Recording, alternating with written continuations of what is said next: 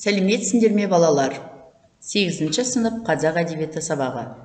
Сабағымыздың тақырыбы Мұқағали Мақатаев «Аққулар ұйықтағанда» поэмасы. Ана махаббаты.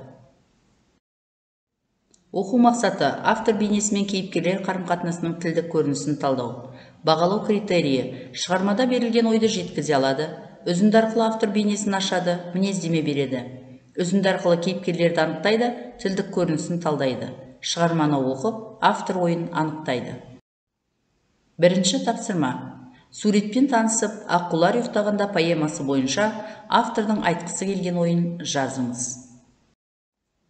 Өз жауаптарыңызды ықтимал жауабымен салыстырып көріңіздер.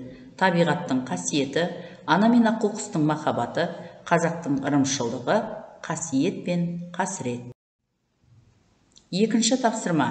Берілген үзіндіде қарамен жазылған жолдарға назар аударып, авторға мінездеме беріңіз. Дескриптор қарамен жазылған жолдарға назар аударып, авторға мінездеме береді. Үзінді: аққулар, аңыз көп қой, олар жайлы, көзіңмен көргеніңдей бола алмайды, тек қана тыныштықта ұйықтайды олар, шошыса екінші рет оралмайды. Орнында екен жетім көл жоғалмапты, ортаймапты немесе тола алмапты, жағалауын жауыпты жасыл жалбыз, қасиетті аққулар оралмапты. Осы үзінді арқылы авторға мінездеме береміз. Өз жауаптарыңызды тексеріңіз. Үшінші тапсырма. Кейіпкерлердің сөзін анықтаңыз. Кейіпкерлер: ана, әке, тәуіп, жылқышы. Кейіпкерлер сөзінен үзінді: аққу менен баланы аластаңдар. Ей, кімсің, тірісің бе, жаның бар ма? Аққуды неге атасың, арың бар ма? Тұрсаңшы, таяу қалды таң атуға, неткен жансың санасыз жаратылған.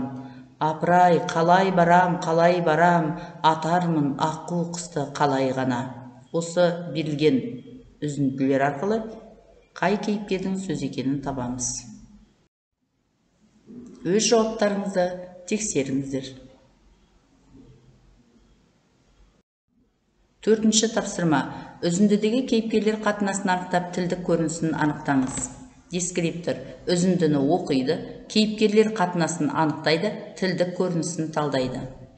Үзінді: тұрсаңшы, таяу қалды таң атуға, неткен жансың санасыз жаратылған. Манағы тәуіп шалдың айтқан сөзі ұмытылып кетті ме санатыңнан? Айналайын аққудың қанатынан, қайтеміз ол да адамға бола туған. Жетім көлге барып қайт таң жамылып, таң атқанша қалайда тауға ілік. Біреулердің көзіне түсіп қалып, дүрліктірме жұртыңды салма бүлік. Кім білсін, мүмкін бәрі жалған үміт. Ендеше өз жауаптарыңызды ықтимал жауабымен салыстырыңыздар. Сабақтың соңы рефлексия пирамидасы арқылы кері байланыс береміз. Мен үйренген 4 мәлімет, мен білген 3 мәлімет, менің көбірек білгім келген 2 мәлімет, есте сақтау керек 1 маңызды мәлімет. Сабақтан алған мәліметтеріңізді жазамыз.